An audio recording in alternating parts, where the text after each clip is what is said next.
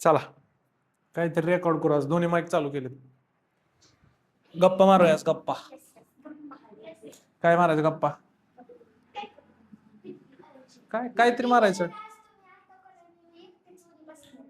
हा शाळेत शाळेत आलतो आज. शाळेत गेल्यावर मी आज पोरांच्या अडचणी हे केल्या. त्यांना टेस्ट टेस्ट सोडवताना प्रॉब्लेम आलते ना. जे हित आपल्या क्लासमध्ये होतं काय होतं, मी काहीतरी विचारतो, तुम्ही काय करता, एका सेकंदात उत्तर देता. काय देता? उत्तर देता. आणि ते काय होतं, आज त्या पोरांना पण तेच सांगितलं आज शाळेत मी, की उत्तर एका सेकंदात द्यायची घाई केली की उत्तर काय होतं, चुकतं. काय गरजेचं आहे रे? थांबणं. काय गरजेचं आहे? त्यांना लय भारी उदाहरण दिलं मी एक, आपल्या गावच्या नदीचं. उतारावरून सायकल चालवत आलाय, सायकल चालवायला शिकला, आनंद आहे. गाडी चालवायला शिकला, वय झाल्यावर गाडी चालवायचं, आनंद आहे. पोहायला शिकला, आनंद आहे. पण सायकल चालवणाऱ्या माणसाने जर सायकल थांबवायलाच शिकलं नाही तर आला वरनं सनकत आपला सनसन सनसन करत, आणि गाडी काय केलं, सायकल सहित थेट कुठं गाडी घातली? नदीत.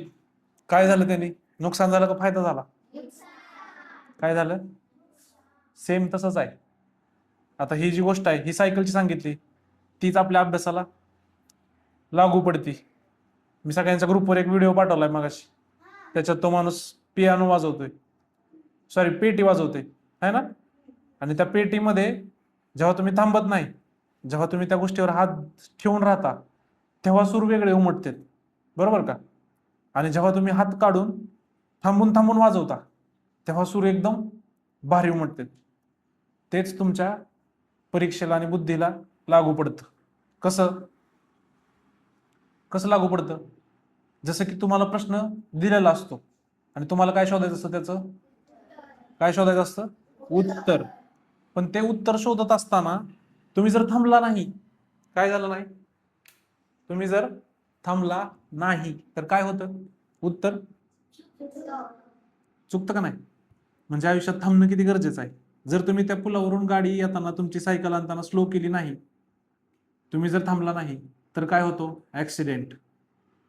तसंच तुम्ही जर विचार करायच्या पूर्वी थोडस विचार करण्याच्या आधी थांबला नाही तर काय होतं, उत्तर चुकतं. कुठं? हा, उलटा जरी माघारी आला तरी काय होणार आहे तुझा, ऍक्सिडेंटच.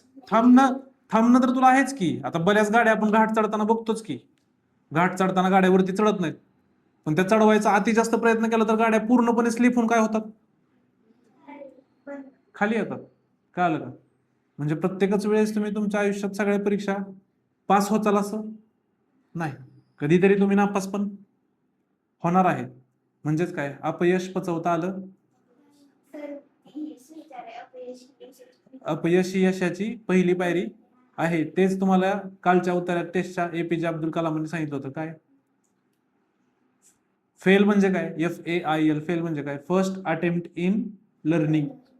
म्हणजे नापास होणं ही शिकण्याची पहिली पायरी आहे. जे मी आपण रोज जे इथं करतो की चुकणं चुकणं ही शिकण्याची काय आहे. जोपर्यंत तुम्ही चुकत नाही तोपर्यंत तुम्ही शिकत. म्हणूनच आपले गुडघे काळे असतात. चालायला शिकायच्या आधी जे आपण 100 वेळा पडलेलो असतो, ज्या पायाला जखमा झालेल्या असतात, सायकल शिकताना, गाडी शिकताना.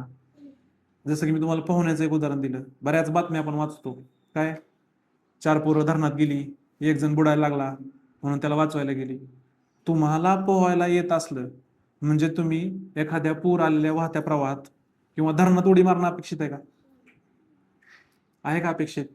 तुम्ही कुठल्याही मोठ्या माणसाला न सांगता, कुणालाही न कुठल्याही गोष्टीची कल्पना न देता तुम्ही अशा ठिकाणी जाऊन, जिथे तुम्हाला वाचवायला सुद्धा कोणी नाही, अशा ठिकाणी जाऊन तुम्ही अशी रिस्क घेणं बरोबर आहे का? त्यांनी कशाला धोका आहे? तिथं तुम्ही नापास होणार आहे का? तिथं तुम्ही नापास होणार आहे का? कोण कान पकडणार आहे का? तिथं तुम्ही डायरेक्ट तुमचा जीव गमावणार आहे. म्हणजे तुमचे कान पकडायला सुद्धा आईबापांना कान सुद्धा दिसणार नाहीत. मग हे बरोबर आहे का? जसं की गाडी, बरीच लोक दिसतात रस्त्याने जाताना येताना भरपूर वेगात, इथं किती शार्प वळण आहे, बरीच पोरं दिसतात सायकल चालवताना. किती मोठा टर्न आहे. जर आला तुम्ही उताराने फास्ट, गाडी चालवता चालवता किंवा सायकल चालवता चालवता तुम्हाला बॅलन्स कंट्रोल नाही झाला, वेग जास्त असेल तर बॅलन्स कंट्रोल होत नाही, तो बॅलन्स कंट्रोल नाही झाला आणि तिकडून एखादं मोठं वाहन आलेलं असलं कुठलं आणि तुम्ही स्वतःहून जर त्या वाहनाला जाऊन धडकला तर ते केवढ्यात पडणार? त्या चुकीला इथल्या चुकीसारखी चूक आहे का ती? ह्या चार भिंतींच्या आत, ह्या सेफ वातावरणात इथं बसून पुस्तकात केलेली, वहीत केलेली, पेनाने केलेली चूक आहे का ती? की ती खोडली, मिटली, दुरुस्त केली, तिथं तुमचं त्या वाहनाला धडक बसली चुकून. आणि तिथं जर डोक्याला काही इजा झाली, कायमची एखादी नस वगैरे तुमची ब्लॉक झाली आणि तुमच्या मेंदूनी तुमच्या पहिल्यासारखं, बरेच लोक तुम्ही बघितले असेल ऍक्सिडेंट वगैरे झालेली, जी ज्यांची बुद्धी काम देत नाही. झालंय ना? हा. मग किती तुमच्या सगळ्यांच्या आसपास ही उदाहरणं आहेत. पण तुम्हाला ह्या गोष्टीचं सायकल चालवताना, गाडी चालवताना भान असतं का? का नियम घालून दिले असतील? म्हणजे आपल्याला काय वाटत असतं, नियम कसले नियम आणि कसलं काय, कशाला पाहिजे नियम, असं आपल्याला वाटत असतं. पण त्या नियमामागचं कारण किती मोठे बघितलं का? नियम द्यायचं काय सांगितलंय? 18 वर्षाच्या आधी गाडी चालवायची. का सांगितलं असेल रे?